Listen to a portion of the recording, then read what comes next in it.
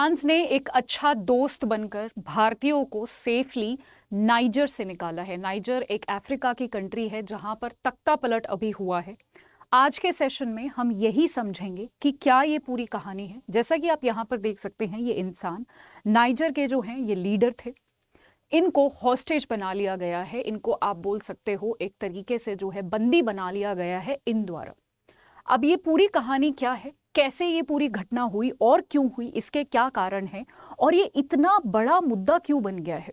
Niger, जैसा कि आपको पता है, एक ऐसा देश है जहां पर गरीबी है, भुखमरी है, कोई बहुत ज़्यादा इकोनॉमी में भी वो दुनिया के कंट्रीब्यूट नहीं करता है। तो फिर क्यों पूरे जो वर्ल्ड के लीडर्स है, चाहे यूएस है चाहे फ्रांस है, सब लोग उस जो अभी जो यहाँ पर चल रहा है उसमें कुछ ना कुछ कंट्रीब्यूट कर रहे हैं। क्यों ये जो जगह है ये इतनी इंपॉर्टेंट है, और यही आज का सबसे बड़ा सवाल है जो आज हम डील करने वाले हैं। हेलो एवरीवन, मेरा नाम पिंकी है और मैं आप सभी का बहुत बहुत स्वागत करती हूँ अड्डा 24/7 पर। शुरू करते हैं बिना किसी देरी के। मुद्दा समझने से पहले आपको नाइजर की लोकेशन पता होनी चाहिए। ये है हमारा प्यारा भारत। अगर हम इससे यहाँ पर इस साइड चलते हैं अफ्रीका की तरफ, तो यहाँ पर आपको बीच में यहाँ पर आपको नाइजर दिखाई देगा। इसी को हम जूम इन कर लेते हैं। जूम इन करके आप देखेंगे तो ये नाइजर वाला हिस्सा है और इसके आसपास जो है आपको दिखेगा। एक बात ध्यान दीजिएगा, नाइजर और नाइजीरिया अलग अलग देश हैं। नाइजर यहाँ पे है, इसके सटके ही आपको यहाँ पर नाइजीरिया मिलेगा, बट ये दोनों अलग अलग देश हैं। उसके बाद माली आपको यहां देखने को मिलेगा, अल्जीरिया, लीबिया, चैड और ये घाना, बर्किना फासो, ये सारे ही जो एरियाज है इंपॉर्टेंट है। ये आपको आगे समझ आएगा कि क्यों इंपॉर्टेंट है। अभी के लिए सिर्फ आप इनके नाम जान लीजिए। चलिए आगे समझते हैं। मिस्टर बजोम जो यहाँ के नाइजर के जो लीडर हैं या फिर जो प्रेसिडेंट आप बोल सकते हो, 2021 में ये प्रेसिडेंट बने। फ्रेंच से जो है इन्होंने आप बोल सकते हो कि इंडिपेंडेंस हासिल की थी और उसके बाद जो है यहाँ पर ये डेमोक्रेसी लेकर आए थे। ये कुछ ऐसे एरियाज है जहाँ पर डेमोक्रेसी जो है बहुत मुश्किल है लाना, पर ये जो है 2021 में डेमोक्रेसी लेकर आए। ऐसा नहीं है इससे पहले यहाँ पर तख्ता पलट नहीं हुआ है, इससे पहले भी तख्ता पलट हुआ है, पर 1-2 साल से चीजें ठीक चल रही थी।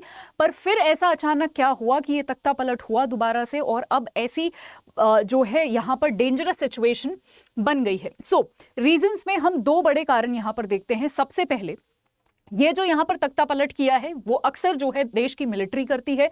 यहां पर भी सेम है, देश की मिलिट्री ने ये तख्ता पलट किया है, जिनका मैंने अभी आपको फोटो दिखाया था, जिन्होंने इनको बंदी बनाकर रखा है।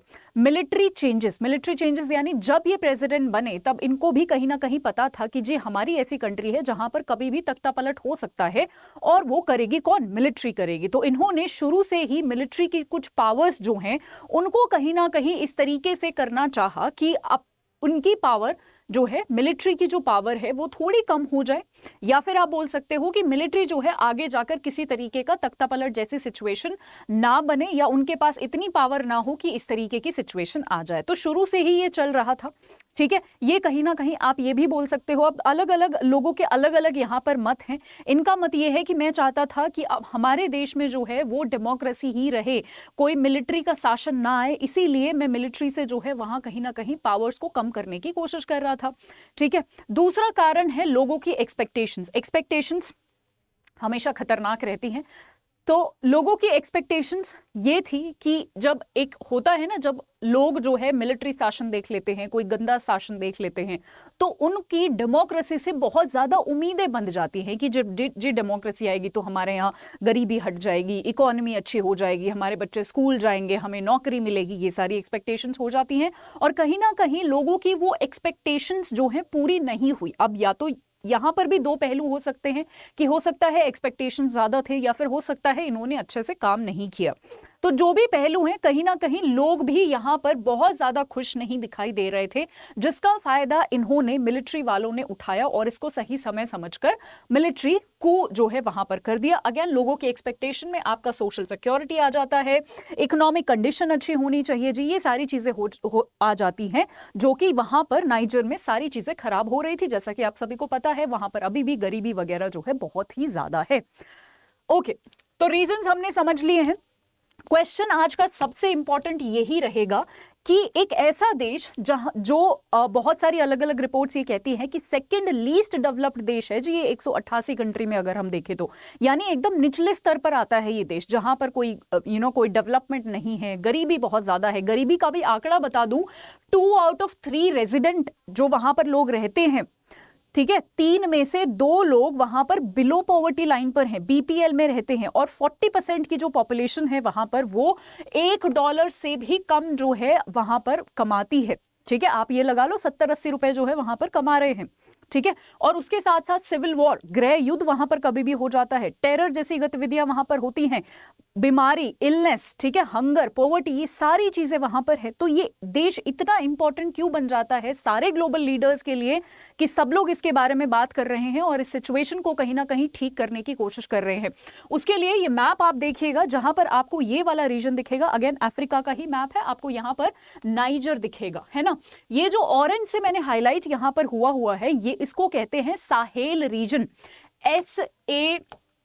SAHEL, Sahel region. इस रीजन के वैसे तो बहुत सारे इंपॉर्टेंस हैं, यहाँ पर डेजर्ट्स वगैरह हैं वगैरह वगैरह, बट आज के सेशन में इसका इंपॉर्टेंस ये है कि ये वाला जो रीजन है यहाँ पर बहुत सारी आतंकवादी गतिविधियां होती हैं, जिसको वेस्ट यानी आप यूरोप लगा लो, यूएस लगा लो, वो कहीं ना कहीं कंट्रोल करना चाहते हैं। इसमें कौन कौन से देश आ जाते हैं? सबसे ज्यादा जो आतंकवादी गतिविधियां यहाँ पर देखने को मिलती हैं वो माली, बर्किना फासो, नाइजर, ठीक है, ये वाले जो कंट्रीज हैं इनमें जो है वो गतिविधियां ज्यादा देखने को मिलती हैं, जिनको कंट्रोल करने की वो काफी सालों से कोशिश कर रहे हैं। कौन कौन से जो ग्रुप्स हैं वो यहाँ पर एक्टिव हैं, तो आप देख सकते हैं अल-कायदा, इस्लामिक स्टेट और अलग अलग जो है जिहादिस्ट ग्रुप जो है यहाँ पर इस एरिया में एक्टिव है, स्पेशली नाइजर, बर्किना फासो और माली जो मैंने आपको लोकेशन दिखाया। तो इन्हीं को कंट्रोल करने की कोशिश करी जा रही है, और इन सब के चलते इस तरीके का तख्ता पलट होगा तो कहीं ना कहीं इन ग्रुप को और ज्यादा बढ़ावा मिलेगा अपना टेरर फैलाने के लिए।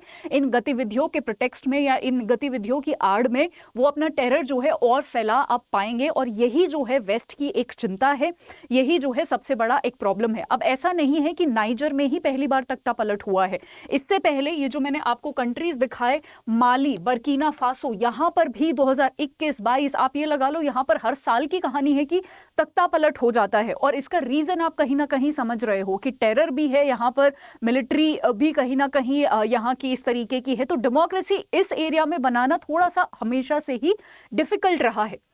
ठीक है, सो अब थोड़ा सा इंडियन पर्सपेक्टिव डिस्कस कर लेते हैं कि हमारे जो भारतीय थे वो वहां पर थे, उनको कैसे निकाला जा रहा है, क्योंकि सिचुएशन जो है वो बद से बदतर होती जा रही है, डेंजरस होती जा रही है।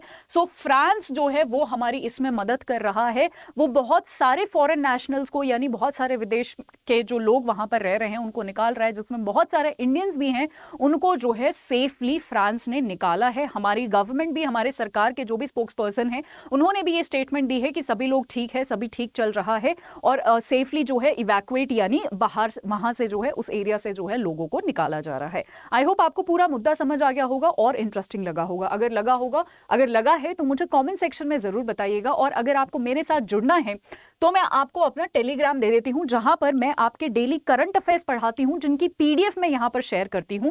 पिंकी करंट अफेयर्स अड्डा 24/7 ये मेरा करंट जो है टेलीग्राम है, यहां पर मैं पीडीएफ वगैरह शेयर करती हूं। और अगर आपको कुछ पूछना भी हो एग्जाम से रिलेटेड, आप मुझसे यहीं पर पूछ सकते हैं। आज के लिए इतना ही, थैंक यू सो मच।